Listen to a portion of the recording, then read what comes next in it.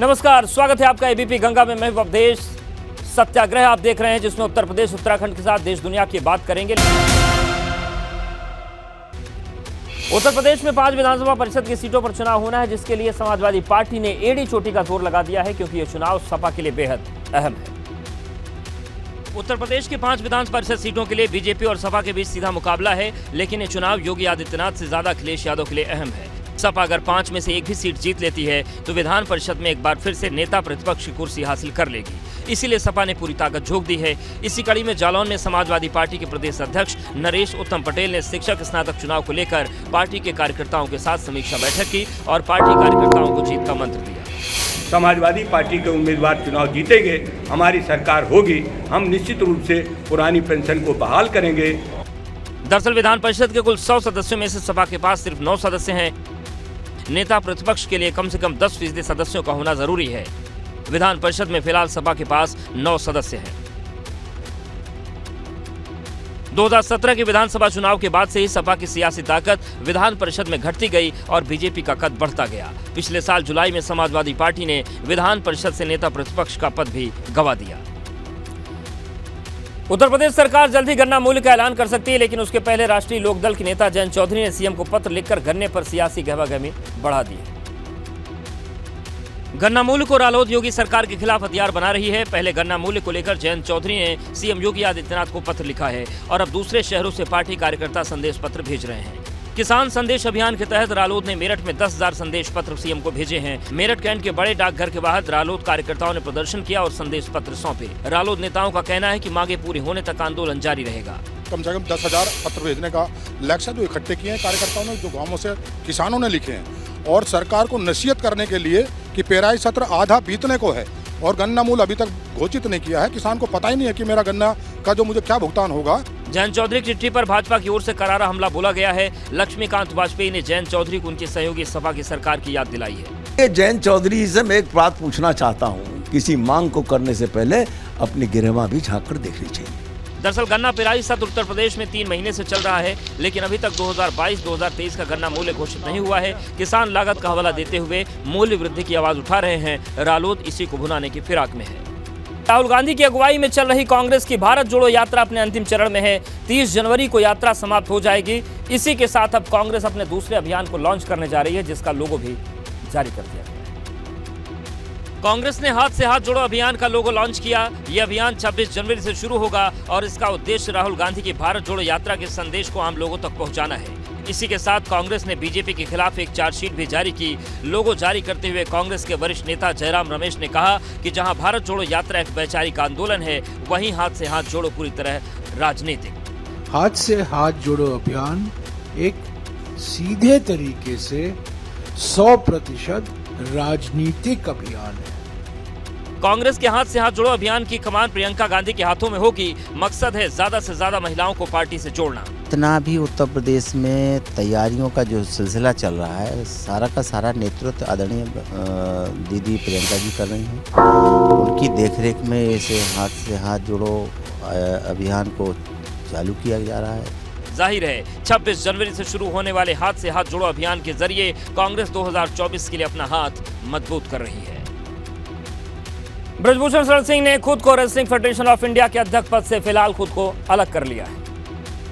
दरअसल ब्रजभूषण शरण सिंह गोंडा के नंदिनी नगर स्टेडियम में नेशनल कुश्ती चैंपियनशिप के दौरान नजर आए, लेकिन यहां पर वो अध्यक्ष के तौर पर नहीं बल्कि आयोजन के चीफ गेस्ट थे, जहां उन्होंने प्रतियोगिता का उद्घाटन किया। हालांकि वो यौन शोषण के आरोपों से उपजे विवादों पर बोलने से बचते रहे। अरे कहा सर, अरे भाई कहाँ सुबह सर यार कुछ कमेटी वगैरह की। इस प्रतियोगिता में 300 पहलवानों को हिस्सा लेना था, लेकिन शुक्रवार शाम को यहां कुछ पहलवानों ने बायकॉट कर दिया था। इस कुश्ती प्रतियोगिता में भारतीय कुश्ती संघ के असिस्टेंट सेक्रेटरी विनोद तोमर भी आए थे, जिन्होंने साफ किया कि ब्रजभूषण शरण सिंह ने फिलहाल खुद को अध्यक्ष पद से खुद को अलग कर लिया है और वो 22 जनवरी को होने वाली वार्षिक आम सभा में ही अपनी बात रखेंगे। रेजिग्नेशन नहीं दिया उन्होंने, सिर्फ अपने आप को जब तक जांच हो रही है फेडरेशन की day to day affairs activity से अपने आप को अलग कर लिया है। हालांकि फिलहाल कुश्ती संघ को भंग करने का कोई फैसला नहीं लिया गया है। खेल मंत्रालय की कमेटी की जांच चलने तक ब्रजभूषण पूरा सहयोग करेंगे और उनका किसी भी तरह का हस्तक्षेप आधिकारिक कामों में नहीं होगा। फेडरेशन की तरफ से इस पूरे मामले पर जांच की रिपोर्ट का इंतजार हो रहा है और ब्रजभूषण शरण सिंह भी अपना रुख उसके बाद साफ कर सकते हैं। दरअसल ब्रजभूषण शरण सिंह के रेसलिंग फेडरेशन ऑफ इंडिया के अध्यक्ष पद से खुद को अलग करने की कहानी दिल्ली में कल ही लिख दी गई थी। जब रात 21 जनवरी को 2 बजे रेसलर्स और खेल मंत्री अनुराग ठाकुर के बीच चल रही मैराथन बैठक लगभग 5 घंटे बाद खत्म हुई, यही तय हो गया था कि जब तक ओवरसाइट कमेटी जांच पूरी नहीं हो जाती तब तक रेसलिंग फेडरेशन ऑफ इंडिया के अध्यक्ष ब्रजभूषण शरण सिंह को दैनिक कार्यकलाप से अलग रखा जाएगा और एक कमेटी इस काम को देखेगी। जो मांगे यहाँ पर रखी गई उस पर सबने आम सहमति बनाते हुए तय किया है कि एक ओवरसाइट कमेटी का गठन किया जाएगा। 4 हफ्तों के अंदर अपनी जांच को पूरा करेंगे, जांच भी करेंगे, बाकी करने की आवश्यकता होगी वो भी करने का काम करेंगे। खिलाड़ियों और खेल मंत्री की बैठक में तय हुआ है कि खिलाड़ियों के सभी आरोपों की जांच खेल मंत्रालय की ओवरसाइट कमेटी करेगी। ये कमेटी अगले 4 सप्ताह में अपनी रिपोर्ट देगी। जांच तक कुश्ती महासंघ का कामकाज भी कमेटी देखेगी।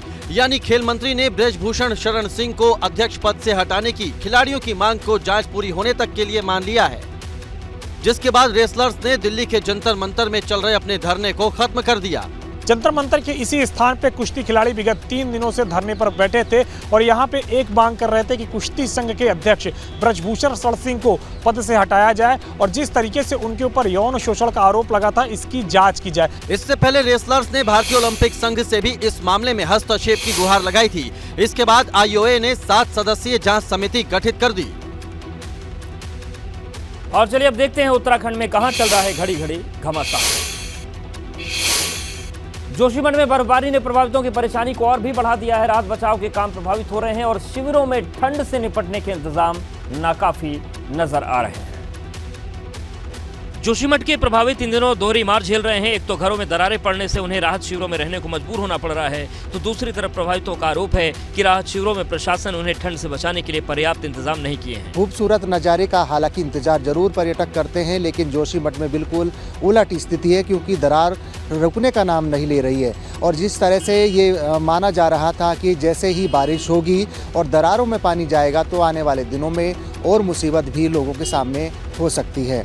बर्फबारी ने राहत बचाव काम को प्रभावित किया है, तो वहीं बड़े बुजुर्ग ही क्या बच्चे भी ठंड से ठिठुरने को मजबूर हैं। आपको बता दें कि जोशीमठ में 863 घरों में दरारें आई हैं, जिनमें से 181 घर असुरक्षित बताए गए हैं, जिन्हें तोड़ने के निर्देश दिए गए। वहीं सरकार ने 269 परिवारों के 900 लोगों को विस्थापित किया है। जोशीमठ में बहुत खतरे में है, माउंट व्यू के नीचे है। हम मकानों से बहुत निराश हो गए। अब हम कोई पता नहीं लग रहा कि हम कहाँ जाएं, कहाँ क्या करें। जोशीमठ में आपदा के चलते 4 महीने बाद शुरू होने वाली बद्रीनाथ धाम की यात्रा भी प्रभावित हो सकती है। वहीं बर्फबारी के मौके पर पर्यटक भी जोशीमठ जाने से डर रहे हैं। उत्तराखंड के कई इलाकों में जमकर बर्फ पड़ रही है, जो सैलानियों और व्यवसायियों के लिए राहत है, लेकिन कहीं कहीं ये मुसीबत भी साबित हो रही है। उत्तराखंड में बदला मौसम का मिजाज राहत और आफत लेकर आया है। बर्फबारी होने से जहां पर्यटक और पर्यटन स्थलों पर व्यवसायियों के चेहरे खिले हैं, वहीं जगह जगह सड़कों पर बर्फबारी से आवाजाही भी प्रभावित हुई है। पिथौरागढ़ के उच्च हिमालयी क्षेत्रों में बर्फ पड़ने से ठंड बढ़ गई है।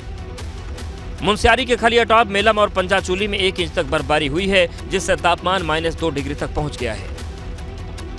अब उत्तरकाशी का हाल देखिए। भले ही आपको बर्फबारी की तस्वीरें लुभावनी नजर आ रही हों, मगर इसके साथ ही यहाँ रहने वाले और घूमने पहुंचे सैलानियों के लिए ये बर्फ मुसीबत का सबब बन गई है। यहाँ बियारो सूखी टॉप के 7 बैंड पर इतनी बर्फ गिरी है कि सड़कें पूरी तरीके से बर्फ से ढक गई हैं। रास्ते में बर्फ हटाने में बियारो की टीम को काफी मशक्कत करनी पड़ रही है। उत्तराखंड में बदलते हुए मौसम से अभी निजात नहीं मिलने वाली। मौसम विभाग की माने तो आने वाले दिनों में जबरदस्त बर्फबारी के साथ बारिश हो सकती है। चारधाम की रक्षक कही जाने वाली मां धारी देवी अब जल्द अपने नए मंदिर में शिफ्ट हो जाएंगी। मां की प्रतिमा को 28 जनवरी को नए मंदिर में विराजित किया जाएगा। जल्द ही मां धारी देवी अपने नए मंदिर में शिफ्ट हो जाएंगी। इसके लिए मंदिर प्रशासन और जिला प्रशासन ने युद्ध स्तर पर तैयारियों को अंजाम देना शुरू कर दिया है।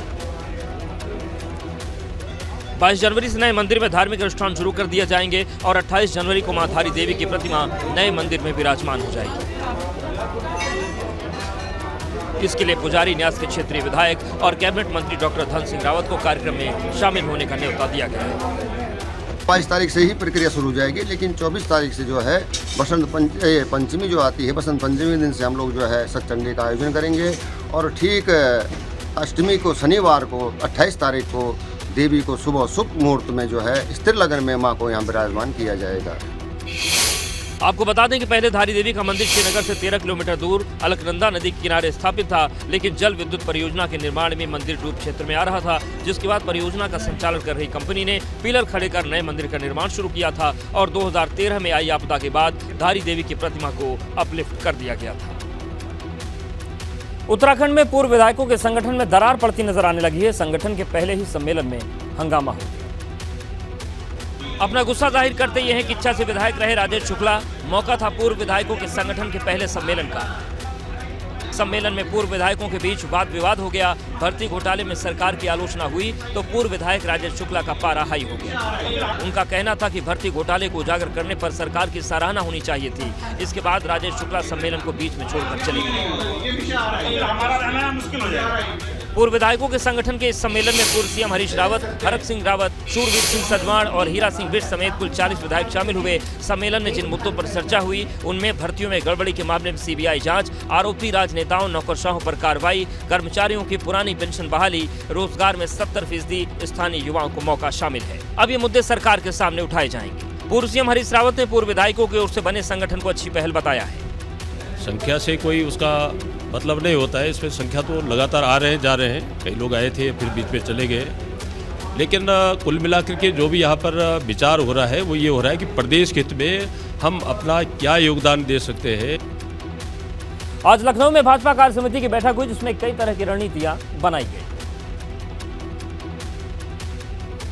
भाजपा कार्य समिति की बैठक में भाजपा के प्रदेश अध्यक्ष भूपेंद्र चौधरी, संगठन महामंत्री धर्मपाल सिंह सैनी के साथ भाजपा के प्रदेश पदाधिकारी शामिल रहे, जिसमें लोकसभा चुनाव 2024 समेत कई रणनीतियों पर चर्चा की गई। साथ ही राष्ट्रीय कार्यकारिणी के फैसले पर चर्चा की गई, जिसमें फैसलों को लागू करने की रणनीति बनी और जिला स्तर पर संदेश देने का प्लान बनाया गया। साथ ही मिशन 2024 के लिए व्यापक प्लान तैयार किया गया और पीएम मोदी के निर्देशों पर चर्चा की गई। 2024 लोकसभा चुनाव को ध्यान में रखते हुए कई प्रस्तावों पर मुहर भी लगाया गया। प्रदेश अध्यक्ष भूपेंद्र चौधरी ने साफ किया कि 9 राज्यों के आगामी विधानसभा चुनावों और लोकसभा चुनाव में जीत के प्रति पार्टी आश्वस्त है।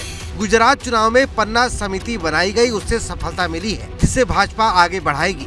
साथ ही कार्यकारिणी की बैठक में युवाओं को जोड़ने की भी बात की गई। एजेंडा तय करने के लिए जो अलग प्रस्ताव आएंगे उन सारे विषयों को कार्यसूची को फाइनल करने के लिए आज हम लोग पदाधिकारी बैठक में बैठे। यूपी के 4 शहरों में G20 की 11 बैठकें होनी है, जिसमें सहभागिता बढ़ाने के लिए आज पूरे यूपी ने वॉकथॉन किया। मुख्यमंत्री योगी आदित्यनाथ ने आगरा, वाराणसी, लखनऊ और गौतम बुद्ध नगर में आयोजित G20 वॉकथॉन को हरी झंडी दिखाकर रवाना किया। इस दौरान सीएम के साथ डिप्टी सीएम ब्रजेश पाठक भी मौजूद रहे। सीएम योगी को G20 का लोगो युक्त झंडा सौंपा गया। इसके बाद उन्होंने इस वॉकथॉन को झंडा दिखाकर रवाना किया। इस वॉकथॉन में हजारों की संख्या में स्टूडेंट, एनसीसी कैडेट्स और स्थानीय लोग शामिल हुए। मुख्यमंत्री योगी आदित्यनाथ ने इस दौरान 519 लाख की लागत से केटी सिंह बाबू स्टेडियम में G20 बहुउद्देशीय क्रीड़ा हॉल का शिलान्यास भी किया। इस अवसर पर सीएम योगी ने कहा कि यूपी के 4 शहरों में G20 की जो 11 बैठकें होनी हैं, उनमें जन सहभागिता बढ़ाने के लिए ये आयोजन हो रहा है। 20 बड़े देश G20 के नाम पर जाने जाते हैं और दुनिया के उन 20 बड़े देशों का नेतृत्व आज उत्तर प्रदेश को प्राप्त हुआ है। इस दिशा से हम सब के लिए गौरव की बात है। 13 फरवरी से 15 फरवरी तक G20 की बैठक होने वाली है, जिसमें 19 देशों के प्रतिनिधि भारत आएंगे। मुख्यमंत्री महोदय आनंदित हैं, आप सब आनंदित हैं, ये उल्लास के क्षण हैं। गंगा विलास क्रूज की सफलता के बाद उत्तर प्रदेश सरकार प्रदेश में नदियों के जरिए पर्यटन उद्योग को बढ़ावा देने की योजना बना रही है, जिसके तहत गंगा, गोमती और सरयू नदी में क्रूज चलाए जाने की योजना है। इतना ही नहीं, सरकार के नए 5 सितारा होटल भी बनाए जाने की योजना है, जो लखनऊ, अयोध्या, वाराणसी समेत यूपी के कई प्रमुख शहरों में बनाए जाने हैं, जिसके लिए ग्लोबल इन्वेस्टर समिट में पहले पर्यटन विभाग को अब तक 37,000 करोड़ के निवेश प्रस्ताव मिल चुके हैं। इसमें 15,433 करोड़ से 214 होटल निर्माण के प्रस्ताव हैं, तो 4,512 करोड़ के निवेश से 57 रिजॉर्ट बनाए जाएंगे। साथ ही 680 करोड़ से 16 इको टूरिज्म प्रोजेक्ट बनेंगे। 441 करोड़ से 10 रिवर क्रूज प्रोजेक्ट बनने वाले हैं, तो 173 करोड़ से 10 योग वेलनेस सेंटर बनाए जाने का भी प्रस्ताव है। 150 करोड़ से थीम पार्क बनाए जाएंगे, तो एमिनिटीज प्रोजेक्ट के लिए 500 करोड़ के निवेश का प्रस्ताव है। ये वही गुप्तार घाट है जहां क्रूज चलाने का प्लान तैयार किया जा रहा है। यह क्रूज आधुनिक सुविधाओं से लैस होगा और यह क्रूज गुप्तार घाट से चौधरी चरण सिंह घाट तक, यानी कि सभी रामायण कालीन स्थलों का भ्रमण भी कराया जाएगा। ग्लोबल इन्वेस्टर समिट 2023 से पहले उत्तर प्रदेश के पर्यटन विभाग ने देश विदेश की कंपनियों से 431 MOU साइन किए हैं और अनुमान लगाया जा रहा है कि इस पूरी कवायद में 1.25 लाख से अधिक लोगों को रोजगार मिलेगा। वही मौनी अमावस्या पर संगम नगरी का दृश्य अलौकिक दिखाई दिया। आस्था की डुबकी लगाने के लिए हर तरफ लोगों का हुजूम दिखा। सरकार की ओर से भी इंतजाम जबरदस्त किए गए थे। माघ मेला का सबसे बड़ा स्नान मौनी अमावस्या पर पुण्य की डुबकी लगाने के लिए प्रयागराज में संगम पर श्रद्धालुओं का हुजूम उमड़ा। दोपहर 12 बजे तक 1 करोड़ 10 लाख श्रद्धालुओं ने पुण्य की डुबकी लगाने के बाद विधि विधान से मां गंगा का पूजन अर्चन कर दीपदान किया। कड़ाके की ठंड में भी श्रद्धालुओं की आस्था भारी दिखी। गंगा स्नान के दौरान श्रद्धालुओं, कल्पवासियों और साधु संतों पर हेलीकॉप्टर से पुष्प वर्षा की गई। पुष्प वर्षा का वीडियो खुद सीएम योगी आदित्यनाथ ने ट्वीट कर शेयर किया। यहाँ पर जो व्यवस्थाएं की गई हैं, उन व्यवस्थाओं को लेकर क्या कहेंगे? नहीं, व्यवस्था ठीक है, अच्छा है, कोई दिक्कत नहीं हुई हम लोग को नहाने में। योगी जी ने ठीक है? नहीं, बहुत अच्छा किए हैं। इधर प्रयागराज में डिप्टी सीएम केशव प्रसाद मौर्य ने मौनी अमावस्या पर संगम में आस्था की डुबकी लगाई। इस दौरान केशव प्रसाद मौर्य ने देश और प्रदेश की उन्नति और सुख समृद्धि की कामना की। माघ मेले में आने वाले श्रद्धालुओं को किसी तरह की कोई दिक्कत न हो, इसके लिए घाटों के अलावा पूरे मेला परिसर को सुरक्षा के पुख्ता इंतजाम किए गए थे। जाहिर है इस बार प्रयागराज के माघ मेले को 2025 में होने वाले कुंभ के पूर्वाभ्यास के तौर पर देखा जा रहा है। हिमाचल प्रदेश में बर्फबारी के बाद देवभूमि का नजारा भी मनमोहक हो गया है। यही वजह है कि देश भर से सैलानी यहां पर मौसम का लुत्फ उठाने पहुंचे हैं। इन दिनों पहाड़ों पर स्वर्ग सा नजारा है। यही वजह है कि पहाड़ी इलाकों में बर्फ पड़ रही है। ये तस्वीरें हिमाचल प्रदेश की पर्यटन नगरी मनाली की हैं। यहां हरे भरे नजर आने वाले पेड़ सफेद नजर आ रहे हैं। पहाड़ों पर बर्फ की चादर सी बिछ गई है, तो सड़कों के किनारे भी बर्फ ही बर्फ जमा है। घर हो या गाड़ियां, हर किसी पर बर्फ का बसेरा है और यही वजह है कि देश भर से पर्यटक यहां की खूबसूरत वादियों का लुत्फ उठाने के लिए पहुंच रहे हैं। शिमला के मॉल रोड का ये नजारा देखिए, जहां पर्यटकों को अच्छी खासी तादाद आपको देखने को मिल जाएगी। हालांकि मौसम विभाग की चेतावनी लोगों की परेशानी को बढ़ाने वाली है, क्योंकि मौसम विभाग ने खराब मौसम में लोगों से ऊंचाई वाले इलाकों में नहीं जाने की अपील की है। साथ ही मनाली पुलिस की ओर से सभी गाड़ियों को सोलंग नाला तक ही जाने की परमिशन दी गई है। अब कुफरी से आई तस्वीरें भी देखिए। चारों ओर करीब 2 फीट तक बर्फ की मोटी परत जमा है और इसके बीच पर्यटक मस्ती करते हुए दिखाई दे रहे हैं। और इस बीच एक बड़ी खबर आ रही है। नोएडा सेक्टर 46 में 2 पक्षों में जमकर मारपीट हुई है। गाड़ी के स्टंट के दौरान रोकने पर यह मारपीट हो गई। 2 पक्षों में मारपीट की तस्वीरें सीसीटीवी में कैद हुई हैं। कार सवार और दुकानदारों के बीच जमकर बवाल हुआ, मारपीट हुई। ग्लोरी मार्केट में दबंगों ने दुकानदार को पीट दिया। दबंगों ने महिला के साथ भी मारपीट की और मामले की जांच में पुलिस जुटी है। नोएडा के सेक्टर 39 थाना क्षेत्र का ये पूरा मामला है। देखिए तस्वीर भी आपको हम दिखा रहे हैं। पूरी घटना सीसीटीवी में कैद हुई है। नोएडा सेक्टर 46 में 2 पक्षों में जमकर मारपीट हुई। गाड़ी से स्टंट के दौरान रोकने पर मारपीट का आरोप है। 2 पक्षों में मारपीट की तस्वीरें सीसीटीवी में कैद कर कार सवारों और दुकानदारों के बीच मारपीट हुई। ग्लोरी मार्केट में दबंगों ने दुकानदार को जमकर पीटा। दबंगों ने महिला के साथ भी मारपीट की। मामले की जांच में जुटी पुलिस। नोएडा के सेक्टर 39 थाना क्षेत्र का ये पूरा मामला है।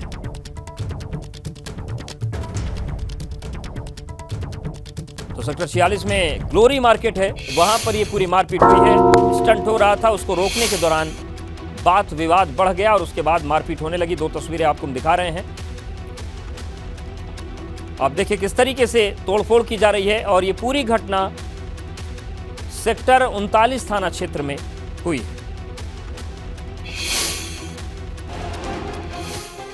आगरा के लोहा मंडी बाजार में चली गोलियां। लूट के इरादे से आए बदमाशों ने पीछा करने वालों लोगों पर चलाई गोलियां। 6 लोग फायरिंग में गंभीर रूप से घायल। बाइक सवार 2 बदमाशों ने एक फायरिंग की। दहशत में बाजार बंद है, व्यापारियों में आक्रोश है। पुलिस बदमाशों की तलाश में जुटी। मेरठ की सड़कों पर स्टंट करते युवकों का वीडियो वायरल। बाइक के पिछले पहियों को हवा में उठाकर कुछ लड़कों ने किया स्टंट। फैज़-ए-आम कॉलेज के सामने का बताया जा रहा है वायरल वीडियो। लखीमपुर खीरी में दबंगों ने किया पुलिस टीम पर हमला। हमले में दरोगा के हाथ में फ्रैक्चर। 2 पक्षों में जमीन के विवाद को सुलझाने गई थी पुलिस। कानपुर में बर्रा बाईपास के पास चलती बाइक में आग लग गई। मौका रहते बाइक सवार ने कूदकर जान बचाई। बाराबंकी में नमकीन फैक्ट्री में लगी भीषण आग। फायर ब्रिगेड की गाड़ियों ने आग पर काबू पाया। भीषण आग से लाखों का नुकसान। कुर्सी थाना के इंडस्ट्रियल एरिया में स्थित नमकीन फैक्ट्री। बाराबंकी में कानूनगो के मुंशी ने खुद पर पेट्रोल छिड़ककर आग लगा ली। गंभीर हालत में उसे लखनऊ ट्रॉमा सेंटर रेफर किया गया। मुंशी तहसीलदार की फटकार से आहत था। बरेली में पानी की टंकी पर एक युवक चढ़ गया और मारपीट और छेड़खानी मामले में आरोपियों की गिरफ्तारी की मांग की। अमरोहा में कार और ट्रैक्टर ट्रॉली में भिड़ंत हो गई। हादसे में कार सवार 6 लोग गंभीर रूप से घायल हो गए। शाहजहांपुर में प्रेमी के साथ भाग रही विवाहिता की सड़क हादसे में मौत हो गई, जबकि प्रेमी गंभीर रूप से घायल हो गया। हमीरपुर में नेशनल हाईवे 34 पर बेकाबू ट्रक ने 2 बाइक्स को टक्कर मार दी। हादसे में एक की मौत हो गई, जबकि 4 की हालत गंभीर। बुलंदशहर में ट्रैक्टर ट्रॉली ने बाइक सवार 2 होमगार्ड को रौंदा। सड़क हादसे में दोनों होमगार्ड गंभीर रूप से घायल। कोतवाली नगर के डीएवी कॉलेज के पास की घटना। औरैया में दीवार गिरने से एक ही परिवार के 3 लोगों की मौत, 3 बच्चों की हालत गंभीर। सैफई रेफर ग्रामीणों की मदद से दबे लोगों को निकाला गया। वाराणसी में ट्रांसफार्मर ठीक करते समय बिजली विभाग के कर्मचारी को लगा करंट लगने से बुरी तरह झुलसा कर्मचारी। घटना पर बिजली विभाग के अधिकारी मौन। गाजियाबाद में घर के बाहर खेल रही बच्ची का शव मिलने से इलाके में मचा हड़कंप। बच्ची के शरीर पर चोट के निशान हैं। पुलिस मामले की तलाश कर रही। लखनऊ के सीआर कॉलेज के हॉस्टल में रह रही छात्रा की संदिग्ध परिस्थितियों में मौत से हड़कंप मच गया। छात्रा के शव को पोस्टमार्टम के लिए भेज दिया गया। रामनगर पुलिस ने 10,000 के इनामी हिस्ट्री शीटर को गिरफ्तार किया। साथ ही 300 नशे के इंजेक्शन और एक राइफल बरामद की है। जालौन पुलिस ने इनामी बदमाश को गिरफ्तार किया। बदमाश पिछले 20 सालों से गैंगस्टर एक्ट में फरार चल रहा था। रुड़की पुलिस ने 2 इनामी गैंगस्टर्स को गिरफ्तार किया। दोनों पर चोरी और नकबजनी की कई वारदातों को अंजाम देने का आरोप। फतेहपुर में धर्मांतरण कराने में शुवार्ट्स के वीसी समेत 60 पर एफआईआर। पुलिस आरोपियों की तलाश में जुटी। गाजियाबाद के अनंत होटल के कमरे में महिला का संदिग्ध परिस्थितियों में शव मिलने से हड़कंप मचा। पुलिस ने शव को पोस्टमार्टम के लिए भेजा। मामले की जांच शुरू। अमरोहा में कोर्ट के स्टे के बावजूद विवादित जमीन का बैनामा। अधिकारियों पर भूमाफिया से मिली भगत का आरोप। पीड़ित परिवार ने डीएम से जांच कर कार्रवाई की मांग की। भाजपा विधायक राजीव तरारा ने सीएम से मुलाकात की बात कही। ग्रेटर नोएडा की सूरजपुर थाना पुलिस की 25,000 के इनामी बदमाश से हुई मुठभेड़। पुलिस की जवाबी फायरिंग में बदमाश पैर में गोली लगने से जख्मी। हत्या के मामले में 5 साल से चल रहा था फरार।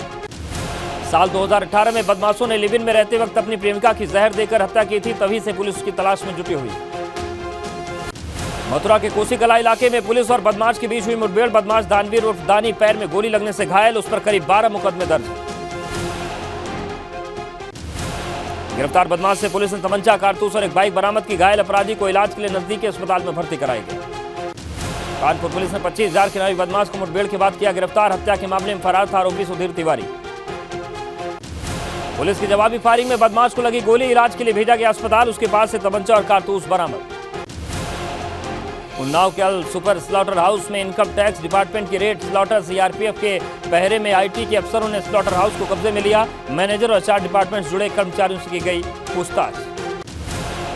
इटावा में जीआरपी के जवानों ने 2 अंतर्राज्यीय चोरों को गिरफ्तार किया। साथ ही उनके कब्जे से सोने चांदी के गहने और कैश भी बरामद किए।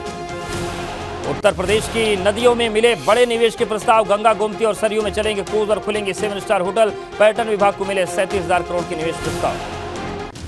यूपी बोर्ड परीक्षा में नकल पर होगी कार्रवाई। नकल करते पकड़े जाने पर एनएसए आरोपियों के खिलाफ होगी कुर्की की कार्रवाई। जालौन में सपा के राष्ट्रीय अध्यक्ष नरेश पटेल ने एमएलसी की 5 सीटों पर जीत का किया दावा। साथ ही कहा सपा समानता की राजनीति करती है, भाजपा झूठा व्यवहार करती है। मुरादाबाद कॉलेज में बुर्का मामला मानवाधिकार आयोग पहुंचा। आरटीआई एक्टिविस्ट दानिश खान की याचिका पर मानवाधिकार आयोग ने दर्ज की शिकायत। डेरा सच्चा सौदा प्रमुख गुरमीत सिंह सुनारिया जेल से बागपत के बरनावा डेरा सच्चा आश्रम पहुंचा। गुरमीत सिंह को 40 दिन की पैरोल मिली। जोशीमठ में मौसम खुलने से फिर एक्शन में प्रशासन। जर्जर इमारतों को गिराने का काम जारी। जेपी कॉलोनी के पास कम नहीं हो रहा पानी का रिसाव। प्रशासन की टेंशन बढ़ी। काशीपुर विश्व हिंदू परिषद की 2 दिन की प्रांत बैठक का आयोजन। बैठक में प्रदेश भर से विहिप, दुर्गा वाहिनी और बजरंग दल से जुड़े पदाधिकारी शामिल। हल्द्वानी में यूथ कांग्रेस कार्यकर्ताओं ने भाजपा सांसद ब्रजभूषण शरण का पुतला दहन किया। भाजपा सरकार के खिलाफ नारेबाजी की। पिथौरागढ़ में डीएम ने भटेड़ी गांव में देखे स्वरोजगार परक कार्य। डीएम ने ग्रामीणों से उनके स्वरोजगार परक कार्यों और आज सहित कई सरकारी योजनाओं के तहत मिलने वाले लाभों को जानकारी ली। साथ ही स्वरोजगार के क्षेत्र में किए जा रहे काम की प्रशंसा की। मां धारी देवी की मूर्ति जल्द नए मंदिर में विराजमान होगी। मंदिर प्रशासन और जिला प्रशासन की तैयारियां शुरू। मंदिर नए सिरे से रंगरोगन, टूटी फूटी जगहों को ठीक किया जा रहा है। उधम सिंह नगर पुलिस ने अफीम की अवैध खेती करने वाले एक आरोपी को गिरफ्तार किया। साथ ही अफीम की खेती को भी नष्ट किया। रुद्रपुर में बेखौफ बदमाशों ने बंदूक की नोक पर मोबाइल की दुकान पर लूट की वारदात को अंजाम दिया, जिसे लोगों ने दौड़ाकर पकड़ लिया और पुलिस के हवाले कर दिया। पिथौरागढ़ के उच्चमाली इलाकों में बर्फबारी से बढ़ी ठंड। बर्फबारी के बाद मुनस्यारी का तापमान -2 डिग्री सेल्सियस। मुनस्यारी के खालिया टॉप सहित मिलम पंचाचूली में 1 इंच बर्फबारी हुई। उत्तरकाशी में हुई भारी बर्फबारी, चारों तरफ जमी बर्फ की सफेद चादर, बर्फबारी से पड़ रही कड़ाके की ठंड। उत्तरकाशी में बीआरओ सुखी टॉप के साथ बैंड पर भी हुई भारी बर्फबारी, बीआरओ की टीम सड़क से बर्फ हटाने का काम कर रही है। जोशीमठ में शुक्रवार को हुई बर्फबारी के बाद धूप खुलने से मौसम खुशनुमा हुआ। बर्फबारी के बाद चांदी की तरह चमक रही होली की सुंदर वादियां। मध्य रात में भारी बर्फबारी से चारों तरफ बर्फ की सफेद चादर देखने को मिल रही है। मंदिर परिसर भी पूरा बर्फ से ढक गया। टिहरी बांध का जल स्तर घटने बढ़ने से आसपास के इलाकों की चिंता बढ़ी। टिहरी बांध की 42 वर्ग किलोमीटर की झील का जलस्तर घटने से ऊपरी डालों पर बसे गांव के ऊपर खतरा बढ़ा।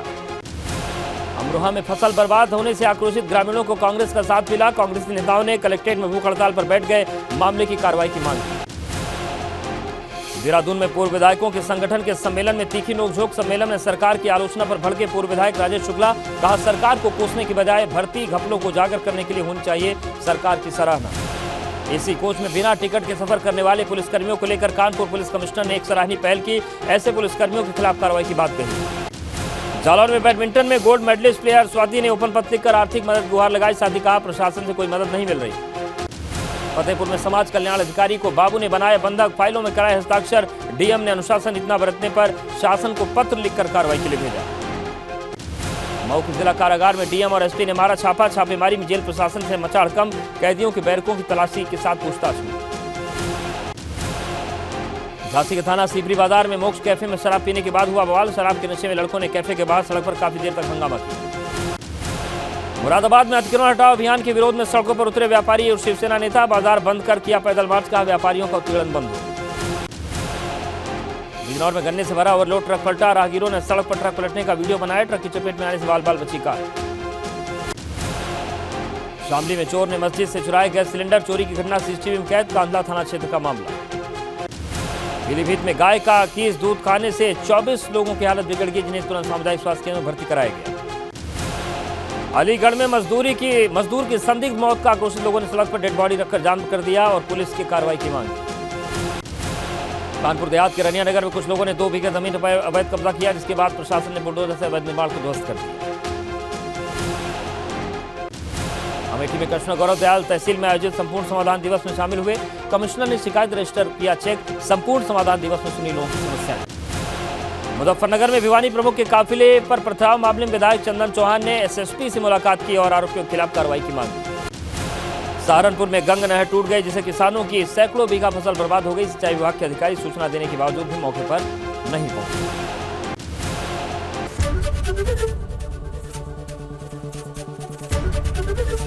एबीपी गंगा, खबर आपकी, जुबान आपकी।